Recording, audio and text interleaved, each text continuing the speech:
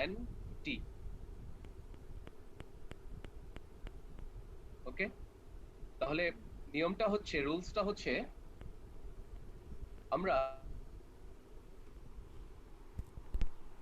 Displace করতে যাচ্ছি, অর্থাৎ একটা প্লেস থেকে আরেকটা প্লেসে নিয়ে আসবো, এটাকে মুভ করাই এখানে নিয়ে আসবো। তবে কন্ডিশন হচ্ছে by keeping the direction and magnitude constant. Magnitude এবং ডিরেকশনটাকে কনস্ট্যান্ট রেখে আমি ভেক্টরটাকে যে কোনো জায়গায় ডিসপ্লেস করতে পারি। অ্যাজ ফর এক্সাম্পল, আমি পি ভেক্টরটাকে আমার রাইটে নিয়ে আসলাম, দেখো পি ভেক্টরটাকে রাইটে নিয়ে আসলাম কি কন্ডিশনে, ম্যাগনিটিউড এবং ডিরেকশনটাকে সেম রেখে। This is P vector.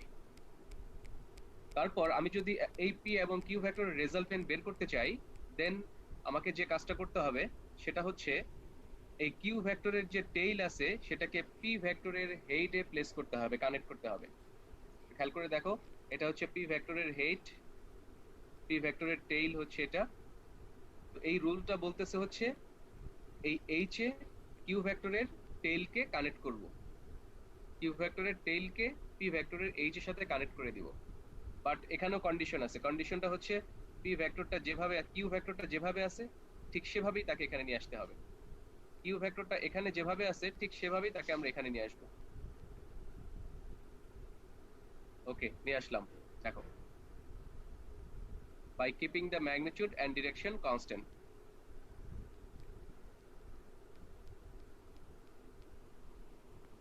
আচ্ছা, তাহলে আমরা পিটাকে যেভাবে ছিল আমার ডান পাশে ঠিক সেভাবে নিয়ে আসলাম, কিউটা যেভাবে ছিল ডান পাশে ঠিক সেভাবে নিয়ে আসলাম।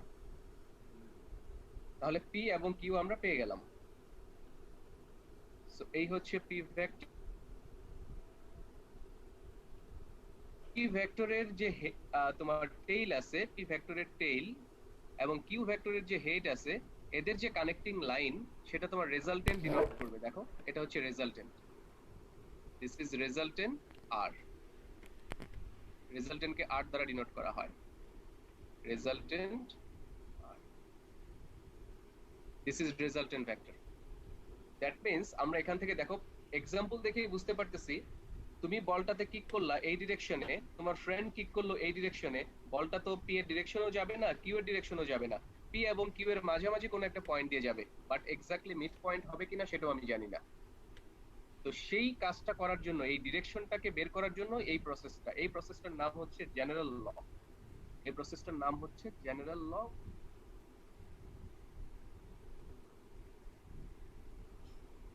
তাহলে আমি এবার যে কাজটা করব, রেজাল্টেন্টটাকে এবার মুভ করাবো, রেজাল্টেন্টটাকে মুভ করে আমরা এখানে নিয়ে আসতে পারবো। তাহলে আমরা এই প্রসেসের মাধ্যমে দেখো পি ভেক্টর এবং কিউ ভেক্টর এদের রেজাল্টেন্ট পেয়ে গেলাম, এই হচ্ছে আর ভেক্টর, এই আর ভেক্টরটা হচ্ছে রেজাল্টেন্ট। এটা হচ্ছে একটা প্রসেস বা একটা থিওরির মাধ্যমে পেলাম। তারপর আসলে law of triangle. Law of triangle কি কি বলে?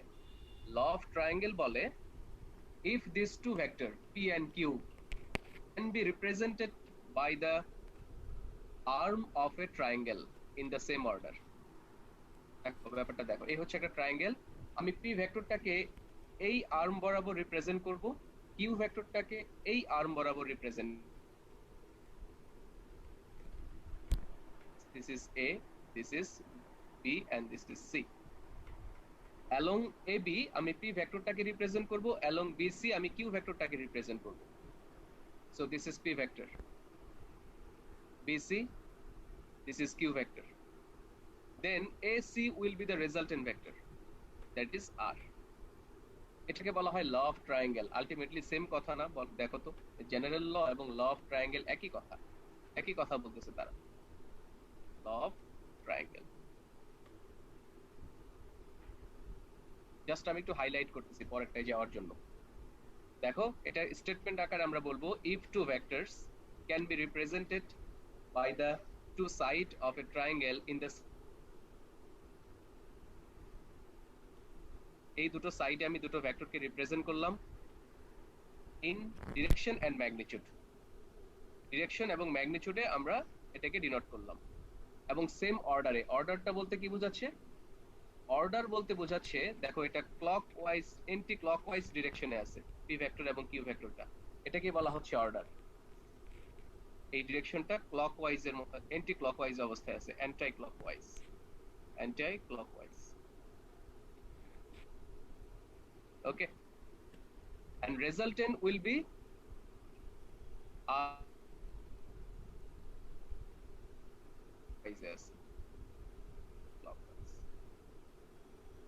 তাহলে এটা যদি অর্ডারে হয়, সেম অর্ডারে থাকে P and Q, they are in same order, but আরটা হচ্ছে রিভার্স অর্ডারে।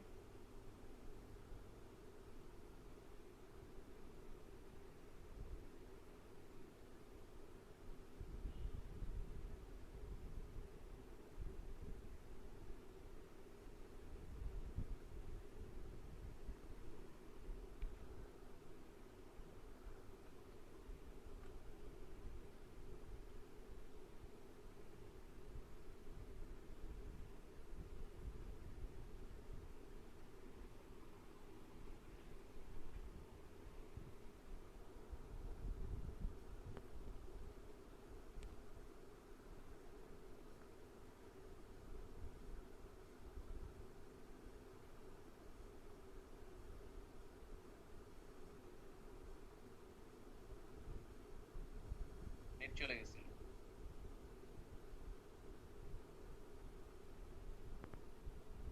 স্টার্ট যাওয়ার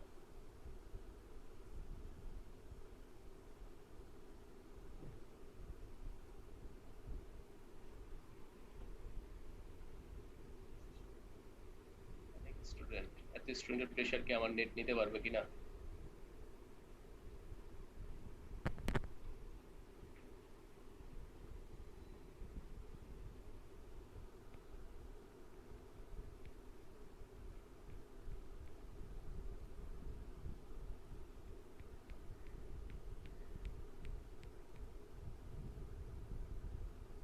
আচ্ছা, তো তাহলে আমি যেটা বলতেছিলাম, P and sides of a triangle, and third side of the triangle will be the resultant in reverse order. Third সাইডটা কি হবে? রিভার্স অর্ডারে রেজাল্টেন্ট হবে। স্টেটমেন্টটা বলবো একটু পরে, লিখে আছে, আগে বুঝে নাও। স্টেটমেন্ট আসতেছে, হুম, স্টেটমেন্টটা লেখা আছে, একটু পরে আমি জাস্ট আগে বুঝাই নিচ্ছি। So this is law of triangle, general law, law of triangle. এবার আসো ল অফ প্যারালিলোগ্রাম।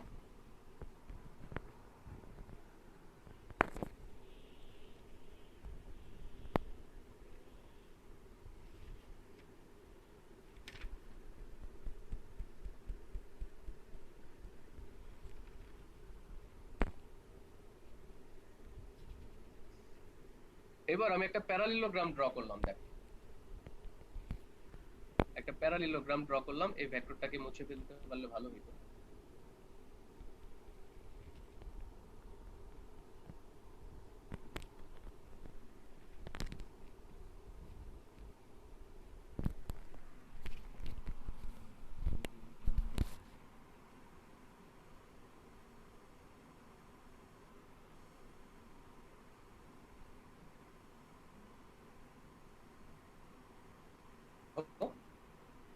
প্যারালিলোগ্রামের আমি এই যে পয়েন্টে ফুটবলটা ছিল, এই পয়েন্টটাকে আমি এখানে কনসিডার করব।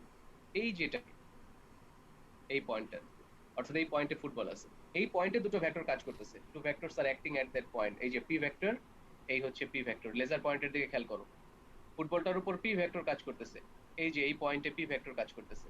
ফুটবলটার উপর কিউ ভেক্টর কাজ করতেছে, এই যে কিউ ভেক্টর কাজ করতেছে। দ্যাট মিন্স আমি এখানে মেনশন করব two vectors will be acting in this way. আর এই হচ্ছে কিউ ভেক্টর। দেখো আগে যেভাবে ছিল তাকে আমি ঠিক সেভাবেই নিয়ে আসছি। এই যে পি ভেক্টর, এই যে পি ভেক্টর, এখানে পি ভেক্টরের লেন্থ যা ছিল, এখানেও পি ভেক্টরের লেন্থ ঠিক তাই। এখানে কিউ ভেক্টরের লেন্থটা যা ছিল, এখানে কিউ ভেক্টরের লেন্থ। এবার রেজাল্টেন্ট কোনটা হবে? তুমি একটু একটা জিনিস খেয়াল করে দেখো যে এই বলটার উপর পি ভেক্টরটা কাজ করতেছে এই ডিরেকশনে। দ্যাট মিন্স এই ভেক্টরটাকে কিন্তু আমি এদিকে নিয়ে আসতে পারি। আমি কিন্তু বলতে পারি যে এই ভেক্টরটা হচ্ছে এরকম, দিস ইজ পি ভেক্টর, আমি কিন্তু এরকম বলতে পারি। আর দিস ইজ কিউ ভেক্টর, এইভাবে আমি দেখাইতে পারি।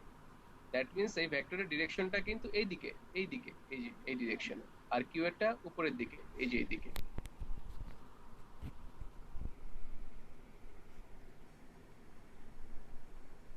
নেটের প্রবলেম হচ্ছে এখানে, স্টুডেন্ট অনেক বেশি তো, দ্যাটস ওয়াই প্রবলেম হচ্ছে মনে হয়।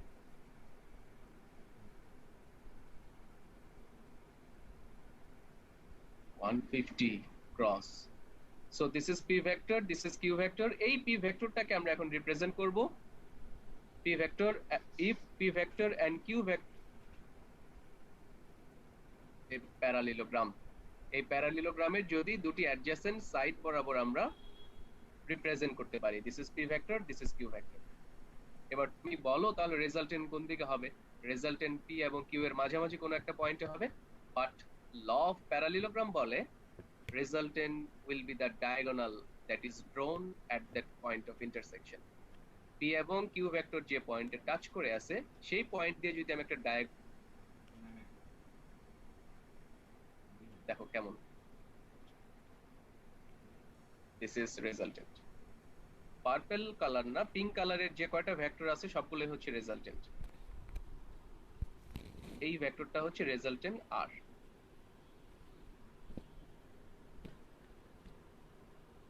It is a parallelogram. Let us, this parallelogram is A, B, C, D. If AB equal to P vector, in that case BC will also be P vector. If BC,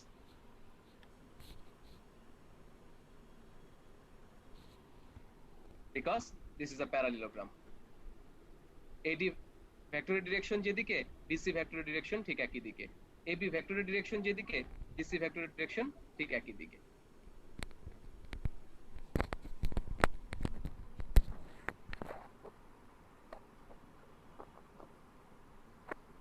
Is there any question? Mr. Shafat bolo.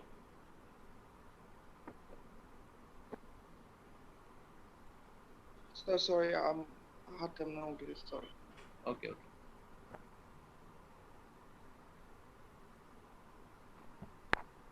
কি vector দেখো, P vector এবং Q ভেক্টরের resultant আমি বের করতেছি তিনটা প্রসেসে। একটা হচ্ছে জেনারেল ল, একটা হচ্ছে law of triangle, and last one is law of parallelogram. Law of parallelogram তিনটা প্রসেসে আমি বের করলাম। প্রসেসে আমি বের করি না কেন? Resultant will be same, resultant same হওয়ার কথা, দেখো রেজাল্টেন্ট কিন্তু সেম হয়ে আছে। তুমি একটু ভালো করে লক্ষ্য করো, this is resultant, this is resultant, this is resultant. Resultant তিন ক্ষেত্রেই কিন্তু একই, কারণ আমি একই ভেক্টর গুলো রেজাল্টেন্ট বের করছি, P vector and Q vector. তিনটা প্রসেসেই রেজাল্টেন্ট সেম। তিনটা প্রসেস থেকে আমি রেজাল্টেন্ট সেম পাচ্ছি। P vector Q vector resultant R, P vector Q vector resultant R, P vector Q vector resultant R. তাহলে তিনটা প্রসেস কিন্তু আলটিমেটলি একই প্রসেস, তিনটা প্রসেস আলটিমেটলি একই process, but there is a but. What is that but? আমরা general law থেকেও ম্যাগনিটিউডটা calculate করতে পারি না, আমরা ল অফ ট্রায়াঙ্গেল থেকে ম্যাগনিটিউডটা ক্যালকুলেট করতে পারি না, আমরা শুধুমাত্র ল অফ প্যারালিলোগ্রাম থেকে ম্যাগনিটিউডটা ক্যালকুলেট করতে পারি। দ্যাটস ওয়াই আমরা সব সময় ইউজ করব হচ্ছে law of parallelogram, because we can calculate magnitude and as well as direction from the law of parallelogram. কেউ একজন হাত উঠাইছিল, আপনি দেখি না তো আর।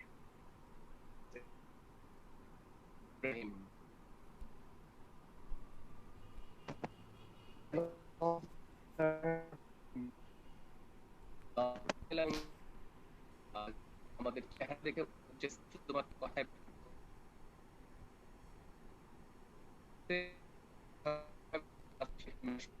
ট্রায়াঙ্গেল, বাট হয়ে গেছে ট্রায়াঙ্গেল মতো।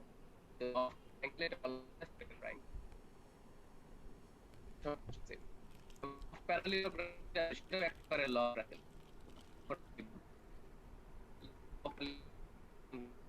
triangle. Red one. This one.